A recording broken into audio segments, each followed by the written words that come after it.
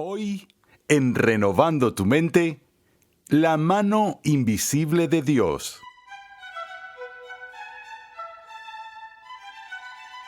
La conocida narración de Moisés y la zarza ardiente evoca asombro y admiración. Pero, ¿conoces los motivos de Dios para revelarse de esta manera a Moisés?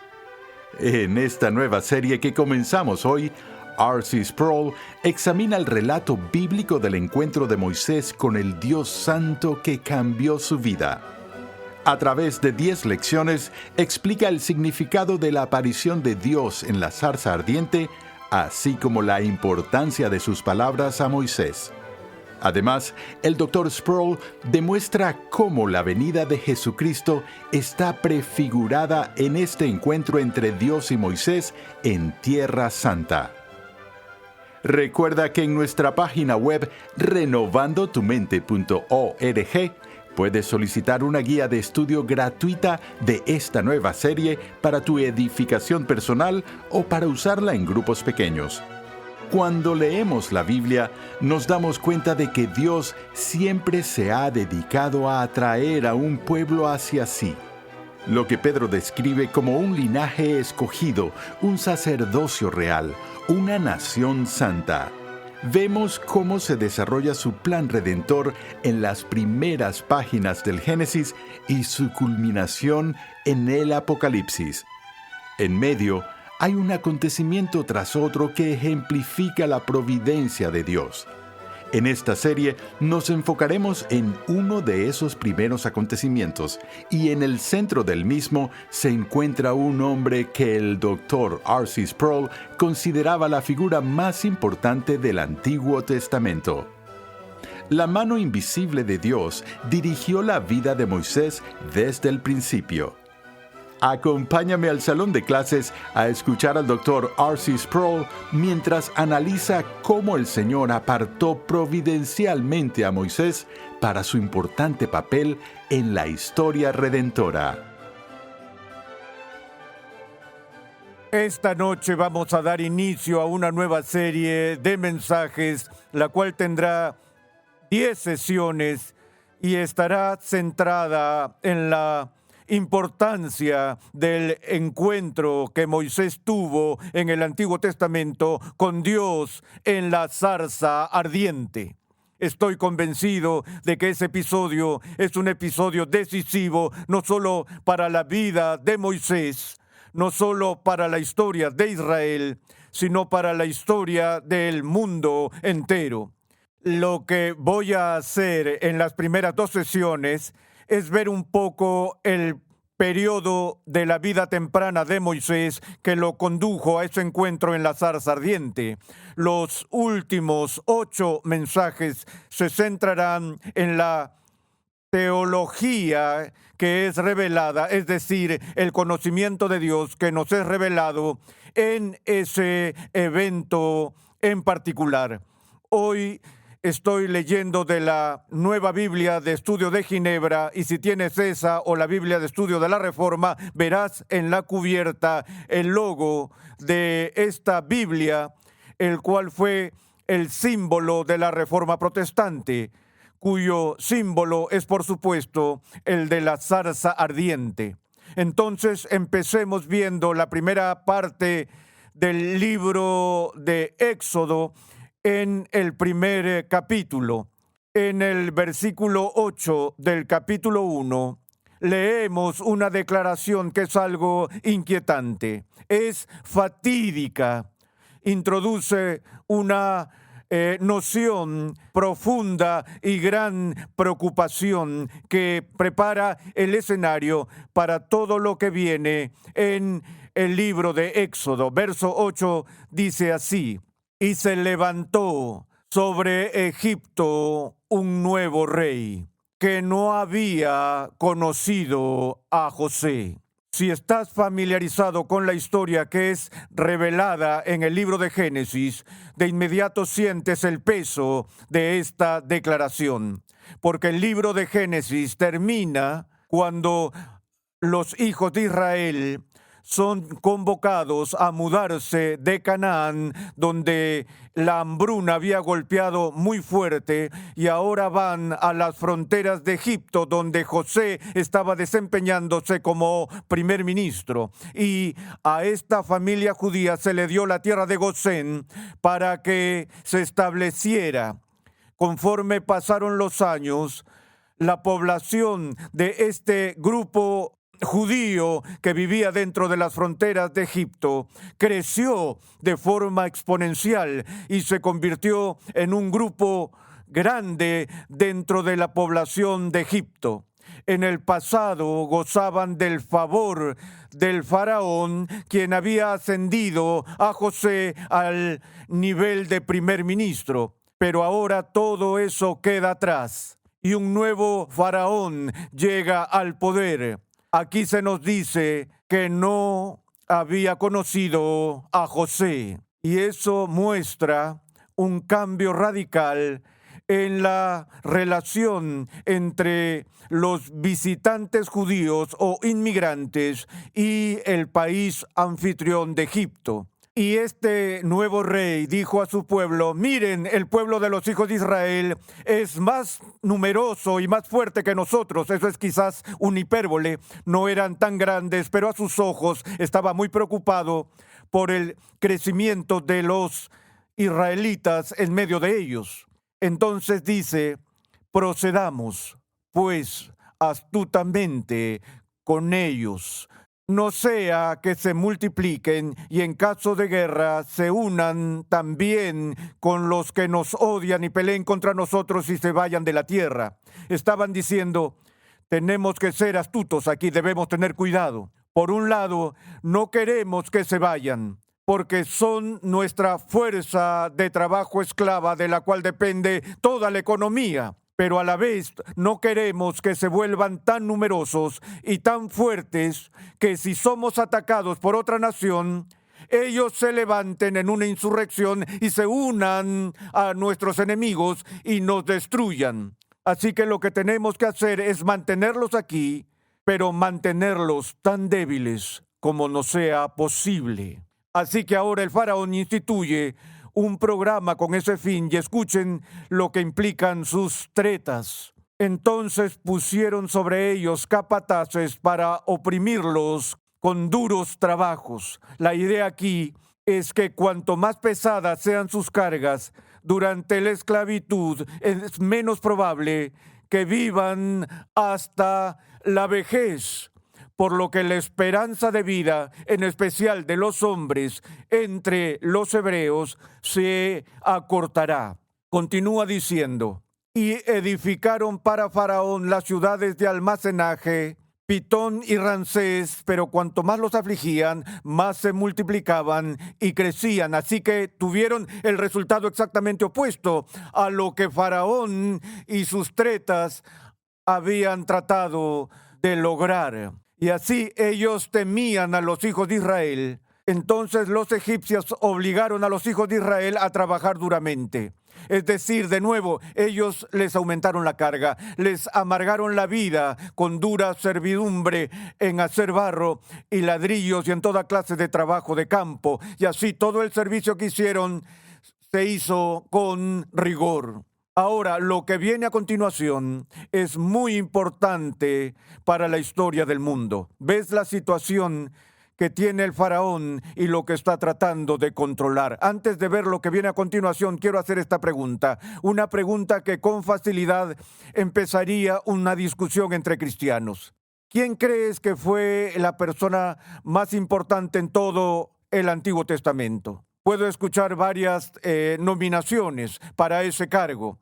Algunos pueden decir Adán, otros incluso podrían decir Eva, porque ella fue la madre de todos. La gente seguramente podría nominar a Abraham, porque él es el padre de los creyentes y es al que Dios llamó del paganismo e hizo ese pacto con él y con sus descendientes.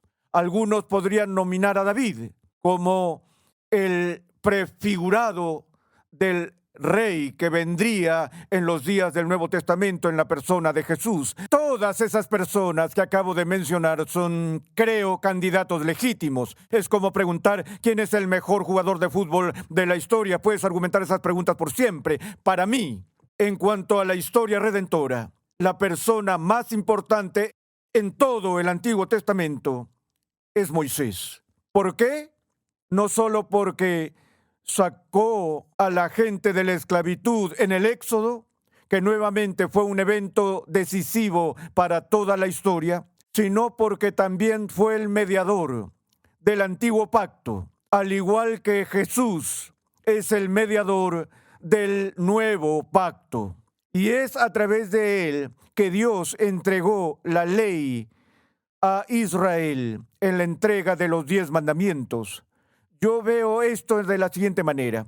Sin Moisés, sin escape de la esclavitud, sin éxodo, quizás no habría un judío sobreviviente sobre la faz de la tierra hoy. Porque sin el éxodo y el liderazgo de Moisés, los esclavos judíos nunca habrían sido moldeados en una nación por Dios. Y nunca habrían tenido el código de la ley que fue entregado a través de Moisés. No puedes estudiar jurisprudencia en la civilización occidental sin ver el impacto del decálogo pronunciado por Moisés posteriormente en el derecho romano, así como en la ley británica y en la jurisprudencia estadounidense. Así que este hombre es de gran importancia. Y los primeros capítulos del libro de Éxodo nos revelan una providencia extraordinaria por la cual Dios en su soberanía le dio al mundo a Moisés. Ahora, el miedo del faraón se ha intensificado a tal punto que su nuevo programa de tretas a fin de protegerse del problema del crecimiento en fuerza de estos esclavos judíos, fue el destruir a los bebés que estaban a punto de nacer. En un significativo paralelo redentor e histórico, un edicto sale de Faraón no muy diferente al de Herodes en los días del Nuevo Testamento, con la matanza de los bebés, a fin de destruir al niño Jesús. Así que en este momento de la historia, el faraón emite un decreto para destruir a los niños judíos recién nacidos. Leamos su contenido. Y el rey de Egipto habló a las parteras de las hebreas, una de las cuales se llamaba Cifra y la otra Púa. Él dijo: cuando estén asistiendo a las hebreas a dar a luz, y las vean sobre el lecho del parto, si es un hijo, le darán muerte. Esto no es tan solo un gobierno que aprueba el aborto, por muy perverso que eso sea. Este es un caso en el que un gobierno está ordenando el infanticidio. El gobierno, el rey, instruye a las parteras hebreas: si ves a esa mujer dando a luz y el bebé es un niño, es tu deber matarlo. Pero si es una niña, entonces vivirá. Versículo 17. Pero, una de mis palabras favoritas en la historia bíblica, pero, algo aparece que frustra este decreto del gobernante más poderoso del mundo. Pero las parteras, quienes, por cierto, estoy seguro que estaban intimidadas por el poder del faraón. ¿Cómo no iban a estarlo? Aquí está el hombre más poderoso del mundo. Pero las escrituras dicen: pero las parteras temían a Dios. Estas eran mujeres temerosas de Dios, que tenían más reverencia y temor de ofender a Dios que de ofender a Faraón. Sin ese temor y la providencia de Dios, de nuevo, no hay Moisés, no hay Éxodo, no hay ley. Entonces, las parteras temían a Dios y no hicieron como el rey de Egipto les había mandado. Este es un acto de desobediencia civil que recibe la bendición de Dios. Siempre debemos obedecer a los magistrados civiles, a menos que nos ordenen hacer algo que Dios nos prohíbe o nos prohíben hacer algo que Dios ordena. Y en este caso, se les ordenó matar a estos bebés, lo que violaría el carácter de Dios y sus propias conciencias. Así que desobedecieron a Faraón. No hicieron como el rey de Egipto les había mandado, sino que dejaron con vida a los niños. El faraón se entera de esto. Escuchen esto. Llama a las parteras y les dice, ¿qué han hecho? ¿Por qué han salvado a esos niños? ¿Por qué no hicieron lo que les pedí que hicieran? ¿Cómo responden las parteras? Responden con una mentira justa. Existen esas mentiras justas.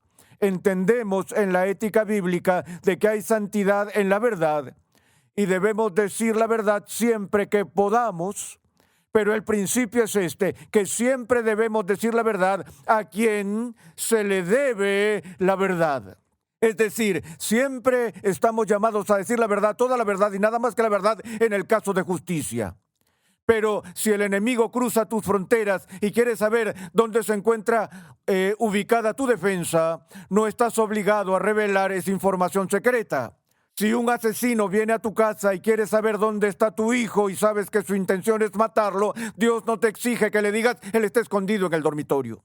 Esto fue un engaño piadoso que recibe la bendición completa de Dios, por cierto.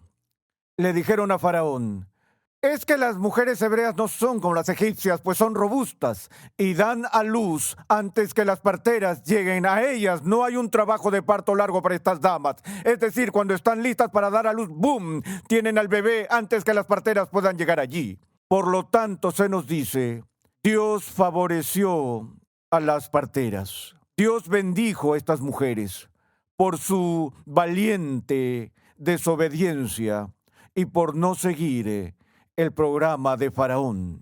Y el pueblo se multiplicó y llegó a ser muy poderoso. Y fue tanto el temor que las parteras le tenían a Dios, que Dios prosperó a sus familias. Y entonces ahora el faraón ordenó a todo su pueblo diciéndoles, todo hijo que nazca lo echaréis al Nilo y toda hija la dejaréis con vida. No solo a los judíos, sino a todos. Los debilitaré de una forma u otra. Leemos, un hombre de la casa de Leví fue y tomó por mujer a una hija de Leví, y la mujer concibió y dio a luz un hijo. Y cuando ella vio que era un niño hermoso, lo escondió por 3 meses. Ella tuvo a su bebé y sabía que si este niño era descubierto por la ley o por los soldados de Faraón, a su hijo lo matarían. Y ella lo escondió. Ella lo escondió durante 3 meses. Puedes mantener a un bebé de 6 semanas algo callado, pero cuando sus pulmones se desarrollan y para cuando cumplen 3 meses, sus llantos no se pueden silenciar. Y entonces la gente se daría cuenta de que hay un bebé allí y que no pueden seguir ocultándolo. Pero no pudiendo ocultarlo por más tiempo, tomó una cestilla, la misma palabra que se usa para el arca de Noé. Tomó una cestilla de juncos y la calafateó con asfalto y brea. Ella construyó esa pequeña balsa. Entonces puso al niño en ella y la colocó entre los juncos a la orilla del Nilo. Ella entregó a su bebé a la benevolencia de Dios, a su soberanía y a su providencia. Ella sabía, ya no soy capaz de mantener a este bebé a salvo, tengo que dejarlo ir. Y tengo que ponerlo en las manos de mi Dios. Mi Dios salvará su vida, lo protegerá de la ira de Faraón. Así que construye este pequeño bote. Ella no lo dejó a la deriva en el Nilo, lo puso entre los juncos, donde aún podía permanecer oculto. Ella hizo que la hermana mayor del bebé lo siguiera, lo mirara y viera si alguien aparecía, si alguien rescataba al bebé. Luego, en la providencia de Dios, una mujer bajó a bañarse en el río. Ella no estaba buscando bebés hebreos para adoptar. Ella tan solo bajó al río para bañarse y no era nada más cualquiera. Era la hija de Faraón. ¿Te imaginas el terror en el corazón de la hermana de Moisés cuando ve a la hija de Faraón acercándose a las cañas donde esa pequeña cesta está escondida con su hermanito? ¿O no? Ella se está acercando más y más y más, y es la hija de Faraón. Sus doncellas se paseaban por la ribera del río, y ella vio la cestilla entre los juncos. Y entonces envió a su doncella para que la trajera. ¿Qué es eso? ¿Qué es lo que está allí? Al abrirla, vio al niño, y aquí el niño empezó a llorar. Ella abre este paquete que no espera encontrar en los juncos y hay un bebé, 3 meses de edad. Y el bebé mira a la hija del faraón y empieza a llorar. Y leemos, ella le tuvo compasión y dijo, este debe ser uno de los niños de los hebreos. Ella no solo dijo, este tiene que ser uno de los bebés hebreos, se lo informaré a mi padre y haré que los soldados vengan y eliminen este niño. No, ella tuvo compasión. Esta era una mujer. Y sus instintos naturales cuando encuentra un bebé y el bebé está llorando, es el de compadecerse por ese bebé y lo levanta, lo sostiene y trata de consolarlo. Ella no sabe nada sobre los 10 mandamientos o el Éxodo, o que está sosteniendo al mediador del antiguo pacto en sus brazos. Es una mujer que tiene compasión de un bebé que ha quedado a la deriva. La hermana de Moisés le dijo a la hija de Faraón, ¿quieres que vaya y te llame una nodriza de las hebreas para que te críe al niño? Y la hija de Faraón le respondió, sí, ve. Y la muchacha fue y llamó a la madre del niño. Y la hija de Faraón le dijo, llévate a este niño y críamelo y yo te daré tu salario. Toma este pequeño bebé y cuídalo por mí. Voy a adoptar este bebé y te pagaré si amamantas a este bebé. ¿Pagarme? Este es mi bebé. Por supuesto que lo haré, pero no dijo eso. Cuando el niño creció, ella lo llevó a la hija de Faraón y vino a ser hijo suyo.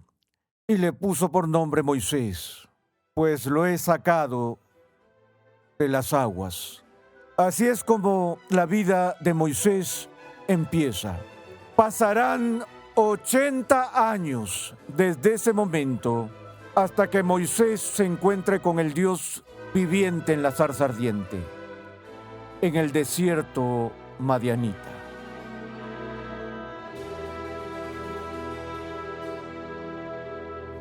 La historia de Moisés fortalece nuestra fe en la soberanía de Dios. ¿No es así? Aunque el faraón intentó destruir a todos los bebés hebreos, Dios utilizó este mal para preservar a Moisés.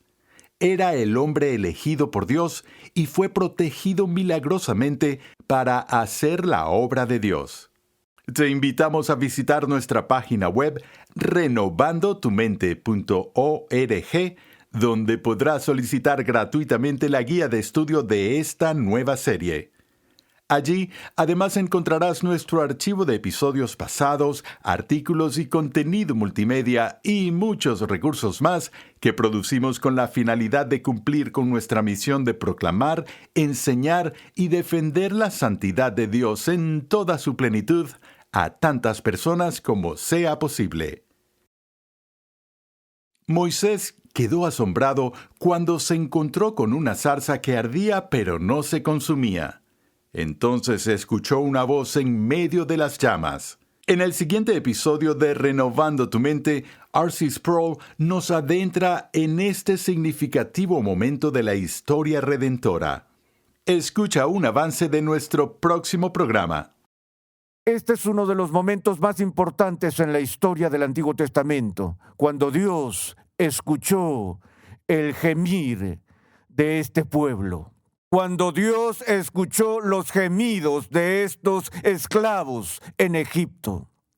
Y el Señor Dios omnipotente movió cielo y tierra a través de su siervo Moisés para hacer frente a esta tragedia de inhumanidad.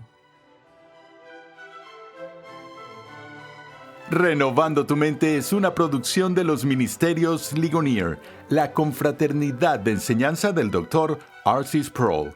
Nuestra misión, pasión y propósito es ayudar a las personas a crecer en su conocimiento de Dios y su santidad.